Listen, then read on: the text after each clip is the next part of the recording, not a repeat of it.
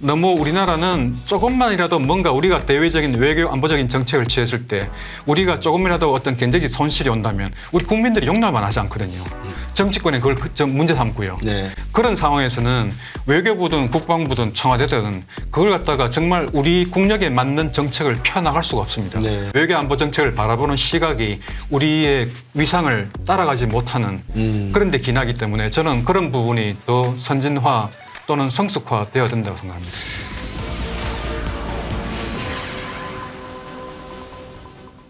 지금 진행되고 있는 걸 놓고 보면 나토 회원국처럼 모든 무기 지원을 받고 또 경제적인 지원을 받고 있는 셈이 되니까 현실을 어떻게 빨리 벗어나느냐가 더 중요한 문제 같습니다. 모든 오늘 대사님과의 대화의 귀결은 아마 우리나라의 이해관계에 종결이 돼야 될 것 같아서 한 배경으로 마지막으로 한 번 더 여쭤보고 싶은 게 중국이 사우디 이란 간의 평화협정도 7년 연장시키고 지금 열심히 발 빠르게 막 움직이고 다니고 있지 않습니까?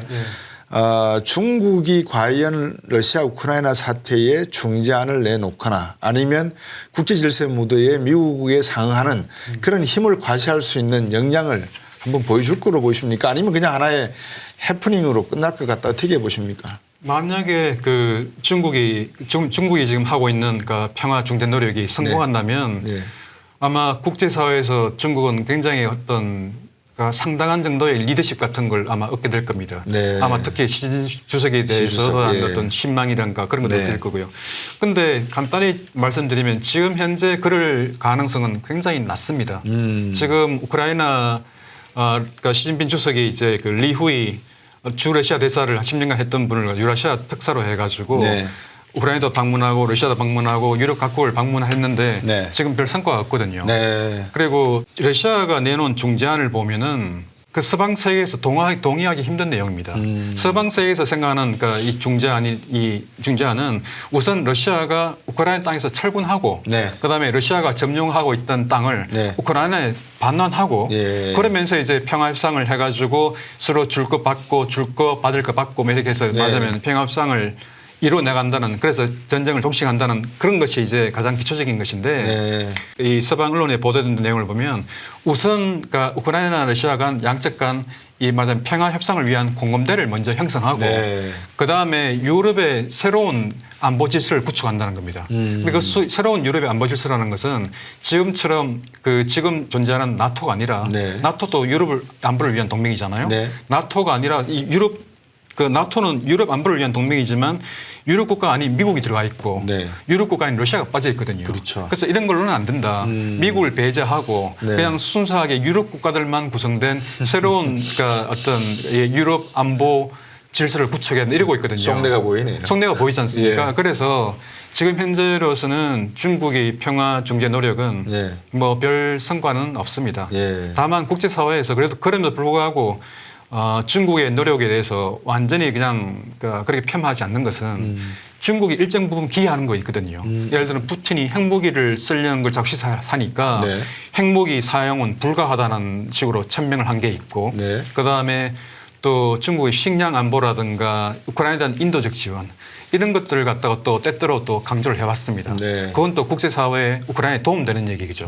그래서 중국이 우크라이나 입장에서 볼 때는 뭐 중국이 평화를 중재한다고 해서 하는 것이 나중에 우크라이나에 도움되는 결과가 되면 뭐 좋은 거고 안 돼도 이럴 것은 없기 때문에 굳이 중국의 평화 노력을 쓸모없는 것이라고 이렇게 뭐 폄하하고 있지는 않거든요. 그냥 내버려 두고 있는 거죠. 말하자면. 그런데 중국이 그런 게 하나의 진실성 내지는 신뢰성을 갖기 위해서는 자기는 두 번 다시 대만에 대해서 어떤 공격적인 통일이나 이런 걸 하지 않겠다. 우리는 대만 간의 평화적인 관계를 유지하는 가운데 역사에게 모든 것을 맡기고 시간에 맡기겠다라는 선언을 먼저 하고 난 다음에 뭐 중재를 하든지 하면 좋겠는데 자기는 이쪽에서는 싸움 걸겠다고 준비해 놓고 저쪽에서는 싸우지 마. 이 신뢰가 안 가지 않습니까? 그렇습니다. 중국이 지금 특히 미국 같은 나라가 이 중국이 대만을 무력 통일할 가능성 저렇게 말하자면 신경을 곤두 세우는 것은 이미 한 4, 5년 전부터 시진핑 주석은 대만 통일은 중국의 정말 핵심적인 과제라고 이미 다 선언을 했고 그리고 통일하는 방식으로는 무력 통일을 배제하지 않는다고 이미 다 밝혔기 때문에 그만큼 우려하는 거고요. 지금 역시 마찬가지입니다. 대만은 완전히 국내 문제고 무력 통일을 하든 뭐 평화적 통일을 하든 그건 우리가 알아서 할 문제니 네. 여기에서는 간섭하지 말라는 거거든요. 네. 그리고 그 대만 문제는 우리 외교의 핵심 중에도 핵심이다.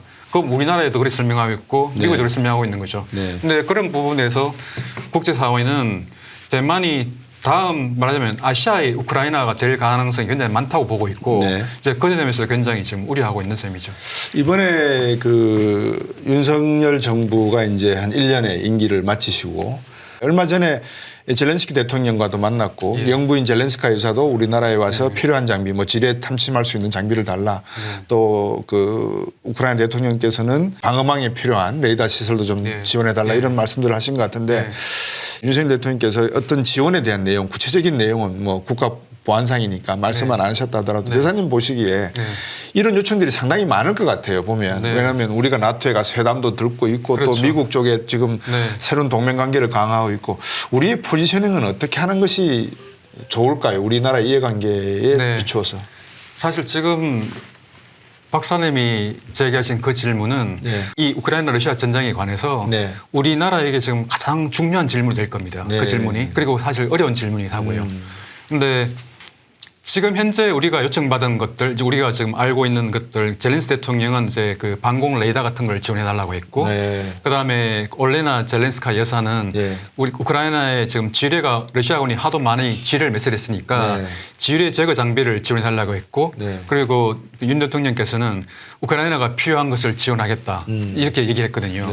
그래서 그게 제가 볼 때는. 저도 지금 현재 우리나라 정부가 어떤 방공 레이더가 지원 품목에 들어갈지 아니면 지뢰 제거 장비가 우선적일지 그걸 예측하는 좀 힘듭니다만 그냥 우리가 보고 우리가 가급적이면 우리가 생산하는 장비고 그다음에 우리가 경쟁력을 갖고 있는 그런 장비라면 그런 걸 아마 우선적으로 지원할 가능성이 높다고 생각되고요. 그런데 그게 지뢰 매설이든 지뢰 제거 장비나 아니면 방공 레이더 모두 이것들이 여쭤보면 공격용이 아니라 방어용 장비, 방어용 뭐 그런 무기들이기 때문에 러시아를 자극할 가능성이 훨씬 적다 생각합니다. 그래서 그런 쪽으로는 충분히 지원을 할 수 있고 또 지원하는 게 필요하다고 생각되거든요. 제일 중요한 것은 상대방이 우크라이나가 간절히 원하는 것을 지원해 주는 거야 해줘야 가장 또 고맙다는 그 표시를 받을 수 있겠죠. 감사 표시를 받을 수 있으니 그게 중요하고요. 저는 근데 좀 더 크게 보면은 우리나라가 지금까지 우리나라의 그 수십 년간 우리나라 외교는 굉장히 그 어떤 약소국에 기반한 외교였습니다. 말하자면 강대국 논치. 예를 들면 우리가 흔히 옛날 수십 년 동안 고래 싸움에 새우등 트인다는 표현이 됐죠. 그죠? 근데 그 고래 싸움 강대국을 고래라고 표현하고 우리를 새우라고 표현한 건 우리 스스로를 약속으로 자리매김하는 것입니다. 근데 저는 지금 그게 이제는 그게 타당하지 않다 생각되거든요. 지금 우리 정부가 G8에 들어가는 거 좀 싶어하는 것 같은데 우리가 그 정도의 뭔가를 들어가려면 국제사회에서 우리 역할을 다해야 되고 책임을 다해야 되고 그리고 현실적으로도 하드 파워라는 측면에서 볼 때는 한국은 더 이상 약소국이 아닙니다. 우리나라 군사력으로 세계 6위, 경제권은 세계 10위의 경제 대국입니다. 그러면 그런 시각에서 우리가 이 전쟁을 바라봐야 되거든요. 그러려면 우리가 좀 더 저는 적극적인 역할을 할 필요가 저는 좀 있다 생각됩니다. 자꾸 우리나라를 놓고 우리 국민들 스스로가 샌드위치다 뭐 중간에 끼어 있는 나라다는 표현을 쓰는데 저는 그거를 자기 소멸적 발언이라고 제가 표현을 했었습니다. 왜냐하면 자기가 이미 세계 10대 경제 강국이고 아까 말씀하신 대로 군사력도 세계 6위권 안에 들어가는 강국인데 예를 들어서 애매모호한 사항이 발생이 되면 전략적으로 인권적인 차원에서 놓고 봤을 때 지뢰 제거 관련된 장비는 이건 필요하다. 정말 그 애꿎은 양민들이 희생을 당하는 거니까 이거는 요청이 없어도 내가 던져줄 용의가 있다. 그리고 가져가셔라. 그리고 레이더 시설이나 이런 것도 폭격으로 인해서 많은 시민들이 다치니까 필요하다 그러면 지원해야 되겠다라는 거를 떳떳하게 밝히고 이야기하는 것이 오히려 대북 대중 메시지가 아닌가 하는 생각이 저는 들거든요. 가끔 가다가 우리를 낮게 비추어서 야 그러다가 중국하고 북한에게 잘못 비면 어떡하니 이런 생각을 하고 계시는 분들도 없지 않아 계실 것 같아요. 특히 우리나라가 대우크라이나 무기 지원 문제에서 예를 들어 보면 우리나라 정부가 갖고 있는 지금 살상 무기 지원 불가 원칙 사실 그 원칙은 뭐 정말 간단히 얘기하면 그건 러시아를 고려한 원칙이거든요. 네. 그리고 우리가 뭔가를 지원해 줄 경우에 또 혹시는 살상 무기 지원하면 러시아가 가만히 있겠느냐. 네. 러시아가 보복하지 않겠느냐. 지금까지 우리나라 수십 년간의 외교는 어떤 때는 러시아 눈치 보고 어떤 때는 미국 눈치 보고 어떤 때는 중국 눈치 보고 예. 사실 아마 그래서 우리가 하고 싶은 말을 제대로 해본 적이 없는 그런 외교였습니다. 네. 우리는 지난 수십 년 동안 그렇죠. 우리 외교관들 때때로는 스스로 자괴감을 느낄 정도로 그렇게 저자세 외교를 그래 하고 싶은 말 다 못하고 네. 그냥 눈치 보는 외교를 해왔거든요. 네. 그래서 저는 이제 이 시점에서는 이제 우리나라의 국력이 이 정도 왔을 때는 좀 경제적인 손실이 있더라도 그걸 이제 감수할 용의를 하고 뭔가 우리 정부가 지향하는 어떤 가치나 규범 그리고 우리가 지향하는 글로벌 중추국가라는 그런 그러니까 우리 슬로건으로 그 방향으로 우리가 나간다면 예. 어느 정도의 경제적 손실은 감수할 용의가 있어야 된다고 생각합니다. 지금 G7 국가들은 다 그렇게 하고 있습니다. 네. G7 국가들은 그럴 때는 다른 나라에다가 어떤 조치를 할지 눈치 보지 않고 발표하거든요. 그렇죠. 심지어는 G7이 아닌 호주도 지금 우크라이나에 대해서 자기들이 갖고 있는 F-18 네. 전투기 45대를 우크라이나에 지원하겠다고 지금 발표했습니다. 네. 우크라이나는 또 다른 이유로 좀 망설이고 있는 것 같은데요. F-16 조종사를 훈련받는데 또다시 또 F-18을 위한 또 조종사를 훈련시킨다는 것은 좀 쉬운 일은 아닐 겁니다. 그렇죠. 그런 기술적인 문제가 걸릴 따름이지 네.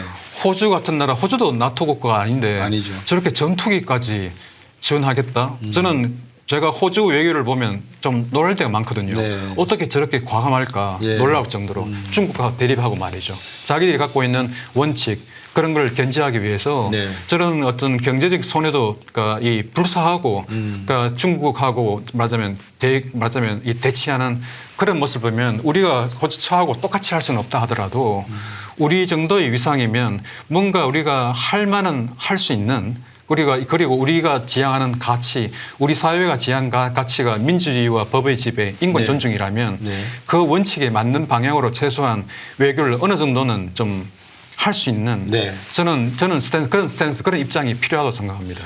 지난 우리가 광복 후에 뭐 대한민국 경제의 어떤 성장에 걸맞는 민주주의 체제의 안착 그리고 외교의 어떤 확장 이런 걸 놓고 보면 대한민국 여권만 들고 다녀도 얼마나 우리나라의 그 뭐라 그럴까요 국력이 강해졌는지 충분히 인지할 수 있고도 남음이 네. 있거든요. 네. 근데 너무 우리가 스스로를 미국 눈치 본다, 일본 눈치 본다, 중국 눈치 본다, 러시아 눈치 본다라는 식으로 자꾸 협소하게만 자기의 영토를 좁게 만들어 버리면 네. 네. 국가 영토는 얼마나 좁아질까 하는 그런 좀 안타까움이 제 개인적으로 있어서 제가 네. 여쭤봤습니다. 근데 네. 대사님도 공감해 주시니까 네. 앞으로 우리나라 외교가 조금 더 뭐라 그럴까요? 대외지향적이면서 진보적인 그런 방향으로 갔으면 하는 생각도 드는데 그러려면 우리 나름대로의 모델이 하나 있어야 될 것 같아요. 그러니까 네. 지금까지 제가 뭐 경제학, 정치학 많은 전문가분들을 이렇게 만나봐도 경제학에는 모델이 많거든요. 네, 그렇죠. 근데 외교학에는 네. 모르겠습니다. 저는 정치 외교를 공부를 안 해서 모르겠습니다만 그런 국가의 성장, 도약기를 지나서 발전기, 성장기에 네. 이르렀을 때 네. 어떻게 국력을 확장을 시키고 거기에 국가의 이해관계를 접목을 시켜서 네. 국력과 국격을 더욱더 그 상승시키느냐 네. 이런 모델 같은 게 존재를 합니까? 어떻습니까? 없다면 우리 하나 만들었으면 싶어서요. 네, 특별히 그냥 우리가 생각할 때 뭐 어떤 국가들, 그러니까 그동안 미국이 해온 외교, 그 다음에 이제 뭐 프랑스나 독일 또는 그러니까 호주, 캐나다 이런 나라들이 해봤던 그러니까 외교를 우리가 참조할 수 있는데 네. 특별히 하나의 우리가 생각할 수 있는 모델이 딱히 각 나라가 처한 어떤 외교적 현실, 각 나라가 갖고 있는 경제적 다르겠죠. 여건, 자원 또는 자기들이 동원할 수 있는 어떤 전체적인 자원들 말이에요. 인력이라든가 어떤 물질 자원 네. 그걸 다 통칭해 볼 때 그것들 다 조건들이 달라서 네. 우리가 하나의 모델로 만들기 힘들 것 같은데요. 제가 보기에는 우리가 하나의 좀 더 쉬운 용어로 우리 자기매김한다면 우리나라가 우리 스스로를 이제는 그러니까 아까 말씀드린 약소국이 아니라 네. 지역적 강국으로 자리매김해야 될 것 같아요. 네. 지역적 강국이라는 것은 우리보다 더 강국인 중국과 뭐 일본 경제적으로는 더 강국이죠.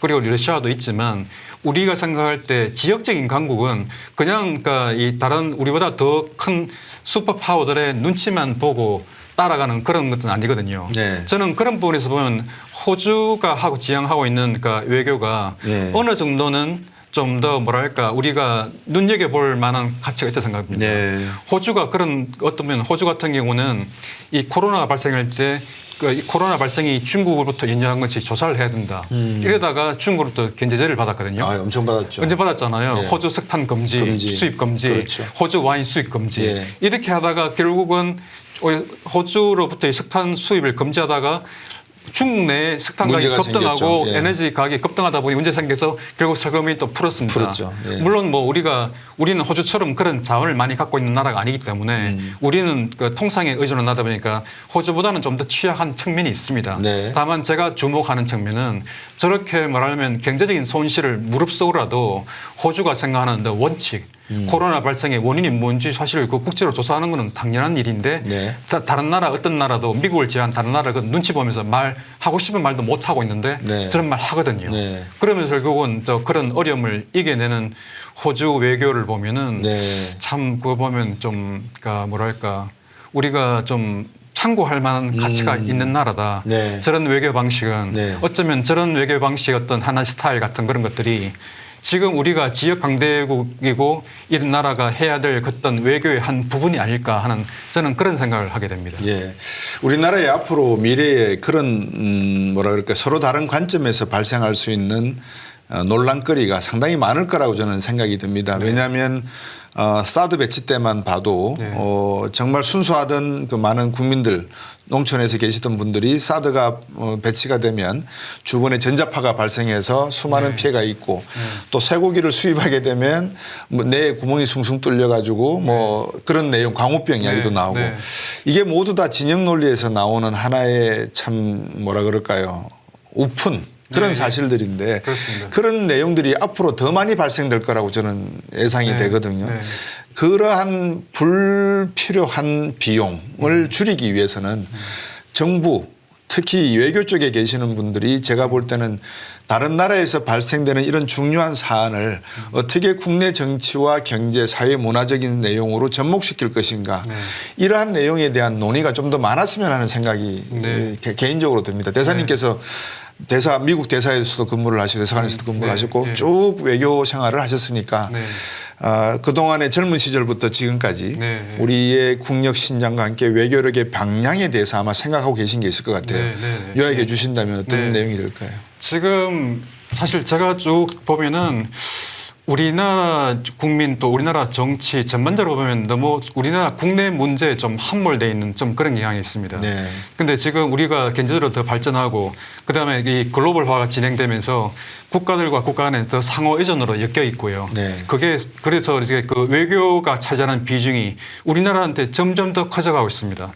우리나라 국가의 위상이 점점 더 커지고 있고 네. 군사적으로 경제적으로 정치로 더 위상이 점점 더 커지고 있는데 우리는 외국인들이 우리나라를 볼 때는 훨씬 더 그 한국이 커진 위상을 느끼고 있는데 네. 우리 스스로는 그 커진 위상을 잘 느끼지 못하고 너무 있고 겸손해서 그런가요? 너무 제가 보기에 뭐 유교 측면에서 항상 겸손을 강조하는 문화긴 하지만 예. 겸손하다기보다는 그냥 그러니까 이 밖에서 보는 세계가 우리나라를 보는 그 위치가 네. 눈이 어떻다는 걸 잘 모르기 때문이라고 생각됩니다. 그래서 그런 면에서 보면은 우리가 국제 문제에 더 많은 관심을 가져야 되고 또 그런 외교 문제를 우리가 바라볼 때는 좀 더 우리 위상에 걸맞는 그 스탠스, 우리 걸맞는 입장을 좀 더 취해야 되고요. 네. 그래서 좀 더 국제적으로 좀 글로벌하게 좀 생각했으면 좋겠습니다. 제가 아까 말씀드린 한 가지 포인트 제가 굉장히 안타깝게 생각하는 거는 네. 지금 하여튼 우리나라가 볼 때 너무 우리나라는 조금만이라도 뭔가 우리가 대외적인 외교 안보적인 정책을 취했을 때 우리가 조금이라도 어떤 경제적 손실이 온다면 우리 국민들이 용납만 하지 않거든요. 정치권에 그걸 문제 삼고요. 네. 그런 상황에서는 외교부든 국방부든 청와대든 그걸 갖다가 정말 우리 국력에 맞는 정책을 펴나갈 수가 없습니다. 네. 왜냐하면 예를 들어 외교부 장차관들, 국방부 장차관들이 뭔가 예를 들어 우크라이나에 대해서 뭔가 뭐 살상무기 지원 비슷한 걸 했을 때 그러고부터 만약에 러시아가 우리한테 제재 조치를 해서 뭔가 우리 기업들 손해가 좀 발생하게 되면 굉장히 큰 소리로 비난할 거거든요. 네. 그게 이미 예상되기 때문에 그런 그러니까 비난이 예상되는 상황에서 어떤 청와대 고인사가 외교부 고인사, 국방부 고인사가 자기 직책을 걸고 그렇게 하려고 하겠습니까? 해야 되는 거 아닙니까? 해야 되는데도 그런 우리나라 국민의 어떤 여론, 국민의 어떤 시각이 그런 국제적인 측면을 따라가지 못하기 때문에 우리가 그래서 그만큼 우리 위상에 맞는 그런 글로벌한 외교 안보 정책을 못하는 측면이 많거든요. 네. 저는 그런 부분을 제가 수십 년간 노력해왔기 때문에 네. 우리가 생각하는 그런 우리 마인드의 국제화, 우리 위상에 맞는 외교 정책, 안보 정책을 정부가 이제 펼치고자 할 때 그게 정부가 하는 방향이 맞다. 우리도 이제 그 정도의 생각을 해야 된다는 저는 그런 국민들 또 국민뿐만 아니라 국회도 마찬가지입니다. 국회에서 그런 걸 여야를 해가지고 그런 게 정부가 만약에 어떤 그런 조치를 말하자면 좀 더 뭔가 우리 공정에 맞는 조치를 내놨을 때 그걸 갖다가 정쟁의 이유로 그걸 갖다가 정부를 비판하는 꼬투리로 삼아서 그걸 정부를 비난하게 되면 정부는 국회를 의식해서 잘 못하게 되는 것이죠. 네. 그래서 어떤 정부 외교안보 우리 정부뿐만 아니라 어떤 나라의 정부도 그 나라가 정부가 펼치는 외교안보 정책은 국회의 지지와 국민의 지지가 필수적입니다. 지금 현재 우리가 겪고 있는 많은 문제는 그런 국민의 지지를 못 받고 있고 또 국회의 지지를 못 받고 있는 데거든요. 네. 근데 그 국회와 국민이 잘하고 있다는 게 아니라 네. 그 국회와 국민의 어떤 인식이 네. 그 말하자면 그런 시각이 외교 안보 정책을 바라보는 시각이 우리의 위상을 따라가지 못하는 그런 데 기나기 때문에 저는 그런 부분이 더 선진화 또는 성숙화 되어야 된다고 생각합니다. 그 마지막으로 제가 이런 말씀을 하나 여쭙고 싶습니다. 사실 우리도 6.25 전쟁을 겪었고 이 분쟁에 개입해 본 적도 있습니다. 베트남 전쟁 때. 네. 우리만큼 한 국가에서 일어나는 이런 전쟁이라고 하는 비극을 처절하게 느껴본 민족도 없는 것 같고요. 네, 그러겠죠. 그러면 차라리 우리가 먼저 나서서 네. 러시아와 우크라이나, 러시아하고도 우리는 외교 관계를 텄으니까요. 네. 러시아 우크라이나 전쟁을 중국보다도 우리가 먼저 나서가지고 중재안을 내놓고 네. 이거를 미국과 중국, 러시아, 우크라이나, 프랑스, 영국과 함께 협의하면서 네. 한번 테이블에 만나서 논의해보자 이런 임무를 드린다면 대사님께서는 하실 의향이 있으십니까? 또 자기 자신이 있으신지요? 이제 그런 우리는 때려본 적은 없지만 네. 그래도 맞아본 적이 있기 때문에 네. 그거를 극복의 전기 있기 때문에 우리만큼 이런 상황에서 중재를 할 수 있는 국가가 있을까? 중립적인 입장에서 그런 의미에서 중국이 나서기 전에 우리나라 대통령께서 먼저 권기창 대사님 한번 가셔서 중재를 한번 해보십시오. 네. 그 정도 국력은 됐지 않습니까? 지금까지 우리가 네. 해온 이야기가 그거지 않습니까? 네. 그랬을 경우에 어떻게 보십니까? 굉장히 우리가 지금 저 박사님 제안이 굉장히 흥미로운 제안인데요. 그냥 우리가 일반적으로 봐서 뭔가 거기서 중재 역할에서 뭔가 의미 있는 역할을 하기 위해서는 네. 지금 쭉 이 전쟁 과정을 지켜보면 제가 볼 때는 두 가지 중에 한 가지라 좀 돼야 되는데 예를 들어 중국이나 미국처럼 네. 러시아를 움직일 레버리지를 갖고 있든지 네. 왜냐하면 중국은 갖고 있는 게 지금 그러니까 이 러시아가 원유라든가 천연가스 말하자면 그런 팔 때가 마땅치 않은데 네. 중국과 인도가 대규모로 사주고 있잖아요. 그렇죠. 그러면서 러시아 재정을 그러니까 보완해주고 있기 때문에 네. 큰 역할을 하고 있는 거죠. 어쨌거나 그런 중국과 미국처럼 러시아와 우크라이나를 움직일 수 있는 레버리지를 갖고 있는 나라는 중재하기 좀 더 쉬울 유리한 것이다. 입장이 있고 아니면 터키처럼 우크라이나하고 그다음에 좀 푸틴 대통령하고 다 같이 상당히 뭔가 친분 관계에 있어가지고 네. 편하게 얘기할 수 있는 위치 그런 대통령 네. 그런 총리 그런 경우가 이제 맞아면 중재안을 내기가 좀 편하죠. 네. 근데 우리나라 같은 경우는 물론 이 전쟁이 우리에게 굉장히 큰 영향을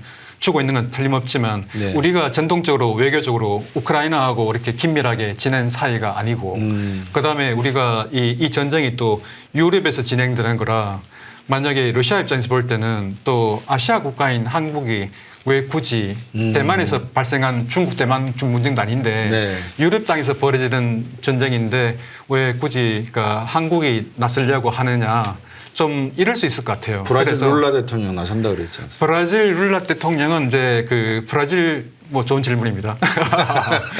근데 브라질은 또 브릭스로 연결돼 있거든요. 그렇죠. 브릭스로 있기 때문에 거기 뭐 아시지만 브라질, 중국, 그다음에 뭐 인도 이렇게 다 연결돼 있잖아요. 예. 그러니까 그런 식으로 서로가 또 같은 국제사회에 같은 그룹핑 돼 있기 때문에 룰라 대통령은 또 할 수 있어요. 룰라 대통령은 뭐 지난달에 푸틴 대통령하고 통화도 하고 그다음에 교황하고도 통화해가지고 네.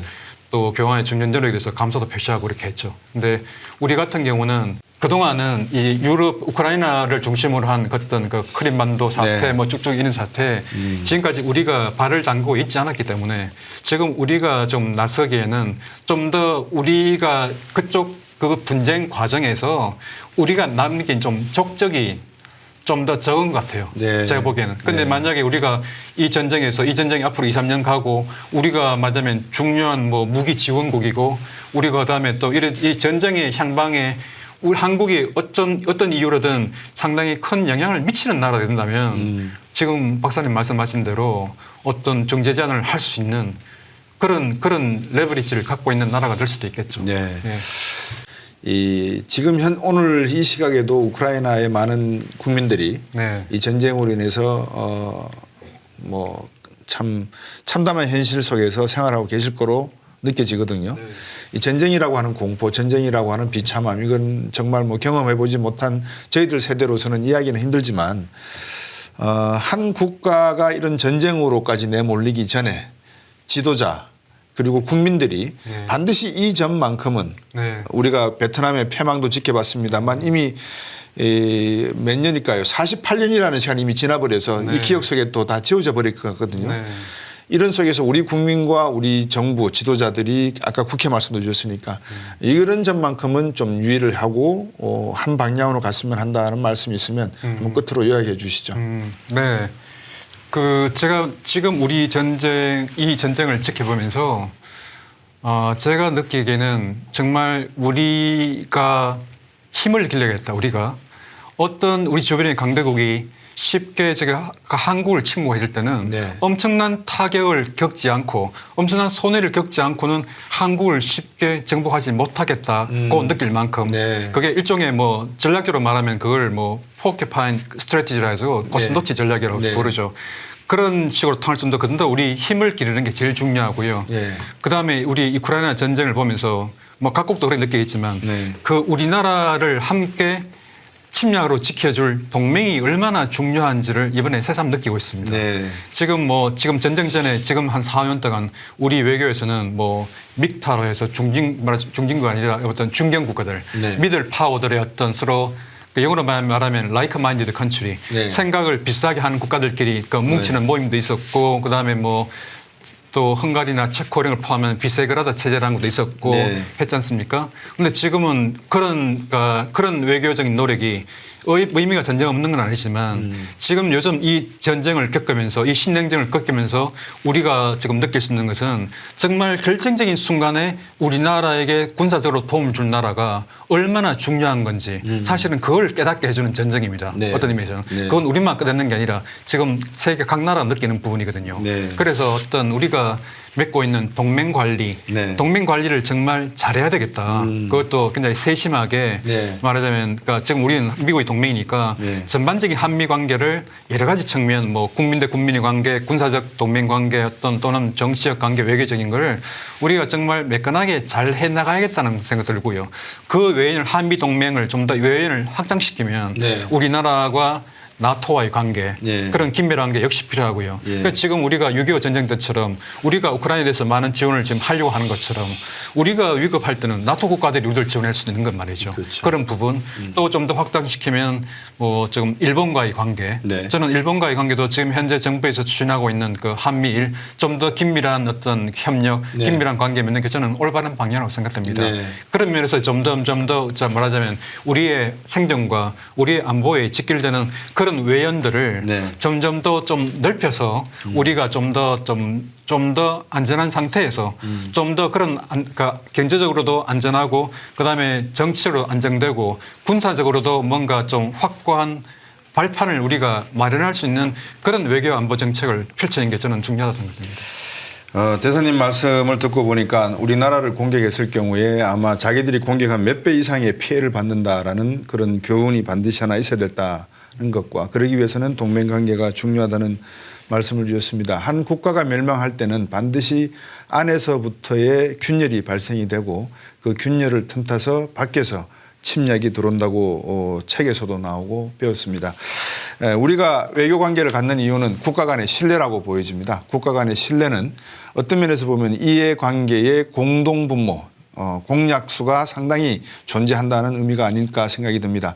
러시아와 우크라이나 전쟁을 통해서 현재 진행되고 있는 여러 가지 국제 정세의 변화 속에 우크라이나 국민들의 그런 비참한 지금 전쟁 상황을 이해하지 못한다는 건 말이 안 되겠죠. 하지만 그 이면에 숨어 있는 함축적 의미가 우리 한반도에서 벌어질 수 있는 여러 가지 가능성도 무시할 수 없다는 말씀 권기창 대사님으로부터 들었습니다.